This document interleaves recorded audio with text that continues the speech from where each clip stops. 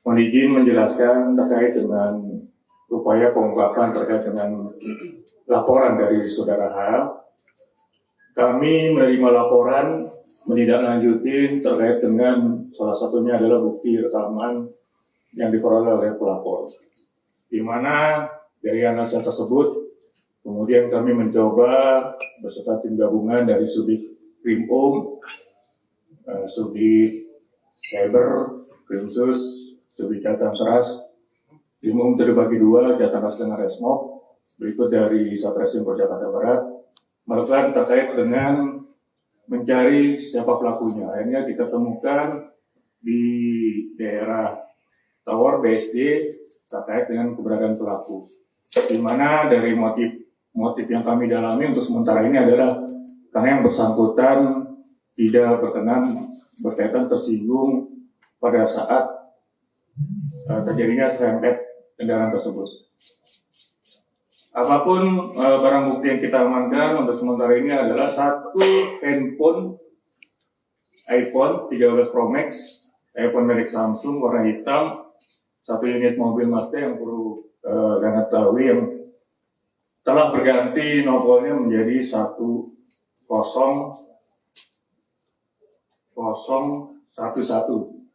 yang dimana dari hasil analisa kami adalah menggunakan plat palsu.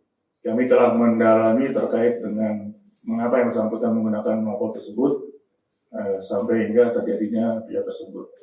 Yang kedua adalah terkait dengan adanya satu pucuk senjata pistol airsoft gun yang kita dalami juga, yang dipergunakan, teman-teman ketahui terkait dengan pada saat yang bersangkutan mencoba menakut-nakuti. Dan terakhir adalah plat dinas kita amankan 1011. Nah di sini satu unit mobil Mazda kita cek adalah nomor aslinya adalah D1662 ini. Mungkin itu aja Pak Terima kasih. Baik rekan-rekan, terima kasih Pak Kanit. Untuk barang bukti tadi sudah dijelaskan ya. Untuk airsoft gun, senjata yang digunakan pada saat pelaku melakukan penganiayaan terhadap korban, ini masih akan kita lakukan pendalaman ya. Yang bersangkutan menyampaikan sekira bulan 4 atau 5 tahun 2022 yang bersangkutan membeli beserta kar ini dengan harga 3,5 juta ya. Jadi sudah sejak bulan 4 atau bulan 5 yang bersangkutan sampaikan antara itu 2022 ini membeli dari seseorang bernama E ya, ini masih kita akan dalami.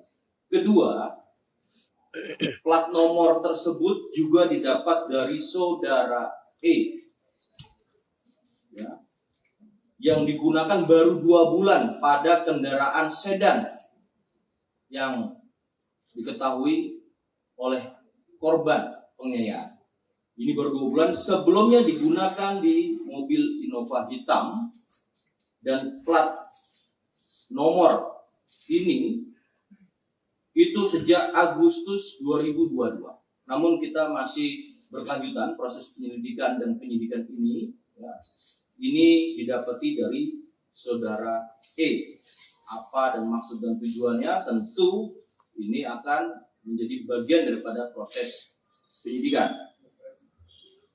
Ini rekan-rekan, kemudian untuk pasal terhadap pelaku, penyidik mengenakan pada pasal yang dilanggar yaitu pasal 352 KUH pidana dan atau pasal 335 KUH pidana dan atau pasal 1 ayat 1 Undang-Undang Darurat Republik Indonesia nomor 12 tahun 1951 ya.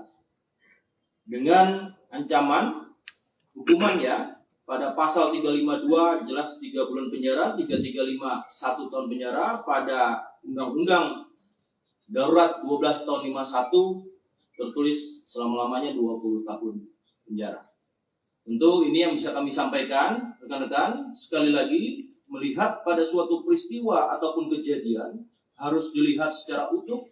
Tidak bisa kita langsung menyimpulkan terhadap sesuatu secara analisa cepat, maka metode dari Polda Metro Jaya pada waktu kurang dari 1x24 jam ini dengan waktu yang cukup, dengan alat bukti yang ada, maka tentu metodenya adalah baik prosedur teknis dipadukan dengan secara saintifik.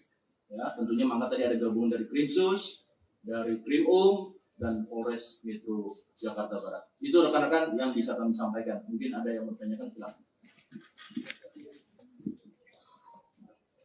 Jadi selamat malam, saya Rahmat dari Media.com. Izin bertanya Pak Kabid dan Pak Kapolres terkait dengan penangkapan dari pelaku ini atau sudah bisa ditetapkan tersangka. Mungkin bisa dijelaskan bagaimana proses, bagaimana kepolisian bisa melacak dengan penangkapan dari pelaku ini. Lalu yang kedua, apakah pada saat pelaku ini ditangkap, apakah sempat meronta-ronta atau sebagai macamnya? Kurang lebih seperti itu, terima kasih. Baik, saya coba jawab awal dulu ya, untuk bagaimana bisa menangkap, tentunya secara teknis. Ya. Artinya tidak bisa kami sampaikan. Namun demikian, benar, yang bersangkutan sekira pukul 17.00 waktu Indonesia bagian Barat tadi, ya, ini telah dilakukan penangkapan di apartemen M Serpong, Tangerang, dengan tim gabungan. Dan kemudian bagaimana pada saat ditangkap, Bapak Kapolres mungkin bisa menyampaikan, kami persilakan. Baik, saya mencoba untuk menambahkan. Jadi proses terungkapnya keberadaan pelaku ini sesaat setelah kita menerima informasi berupa tayangan video tersebut, kita langsung melakukan olah tempat kejadian perkara bersama-sama dengan penyidik dari Direktorat Reserse Kriminal Umum Polda Metro Jaya dan juga dari Reskrimsus. Nah, kemudian kita juga menyebarkan informasi kepada masyarakat terkait dengan ciri-ciri kendaraan yang digunakan oleh pelaku dan juga keberadaan pelaku.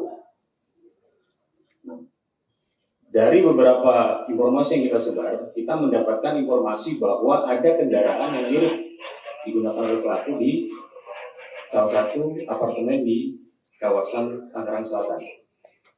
Dan jadi langsung menyusur ke arah lokasi tersebut dan mencocokkan dengan tempat parkir yang memang ada rekaman TV-nya. Dan ketika kita lihat ada kecocokan, maka kita langsung menanyakan keberadaan kamar daripada pelaku tersebut. Dan berkat kerjasama juga dengan pengelola apartemen tersebut, kita berhasil mendapatkan pelaku dan langsung kita amankan. Demikian. Itu baik, itu rekan-rekan. Bung Adi dari dulu. Oh iya, Pak, izin Pak, di sini ada saya Adi Anugrah Adi dari liputan6.com. Di sini ada satu nama yang muncul ya, ini sosok E gitu Pak. Nah, dari hasil nantinya apakah sosok E ini, karena kan sosok E ini diketahui juga yang menyerahkan plat nomor dinas Polri yang dipalsukan itu, kemudian juga menyerahkan airsoft gun. Apakah nantinya pihak kepolisian akan memburu atau mencari siapa sebenarnya sosok E ini dan bagaimana latar belakangnya? Rekan-rekan, kasus ini masih berkelanjutan ya. Artinya tentu ini dalam 1x24 jam atau kurang ya. Kurang dari itu sudah melakukan pengungkapan sejauh ini. Tentu proses ini masih kita tunggu. Artinya kita juga ingin mengetahui dari mana asal ya, sehingga kemudian digunakan oleh pelaku ini. Jadi perlu diketahui rekan-rekan, sangat jelas nopol TNKB pada kendaraan dinas, ulangi, pada kendaraan Mazda dengan nomor 1001117 Romawi patut diduga jelas-jelas adalah dipalsukan. Jadi tidak bersumber atau tidak didapat dari Polri. Itu yang bisa kami jelaskan. Izin, saya Taufik dari cnnindonesia.com mau bertanya terkait jual beli senjata dan nomor polisinya itu. Apakah itu dilakukan secara daring ataukah memang si pelaku David Yulianto ini memang mengenal secara pribadi terhadap pelaku B. Dan lalu kan tadi disebutkan bahwa untuk sentinya itu dijual seharga 3,5 juta. Lalu untuk nomor polisinya sendiri itu dijual seberapa gitu? Jadi tidak diperjualbelikan, tetapi dibuatkan, kemudian diberikan dan digunakan oleh pelaku untuk senjata airsoft gun ini dengan perkenalan, tidak dengan media dari. Itu yang bisa kami jawab. Izin Pak Abdi dari Tribun News, mau nanya, ngelanjutin yang tadi. Tadi kan dibilang beli dapat TNKB dan airsoft gun dari sosok E. Nah, apakah udah digali motif dari si tersangka ini menggunakan TNKB Dinas Polri palsu dan juga airsoft gun ini untuk apa? Apakah untuk gaya-gayaan kah atau apakah? Terima kasih. Sejauh ini masih proses berlanjut ya. Namun keterangan pada tersangka kan nilainya sangat kecil ya. Yang disampaikan di sini dalam rangka menghindari ganjil genap. Namun proses ini sementara kita akan terus dalami ya, termasuk bagaimana meminta kepada orang lain untuk dibuatkan dan kemudian diterima dan digunakan. Itu masih kita lanjutkan pada proses penyelidikan lebih lanjut ya. Cukup rekan-rekan? Baik, terima kasih rekan-rekan atas perhatiannya dan atas meluangkan waktu. Sekali lagi kami apabila ada kekurangan mohon maaf. Wabillahi taufiq wal hidayah. Assalamualaikum warahmatullahi wabarakatuh.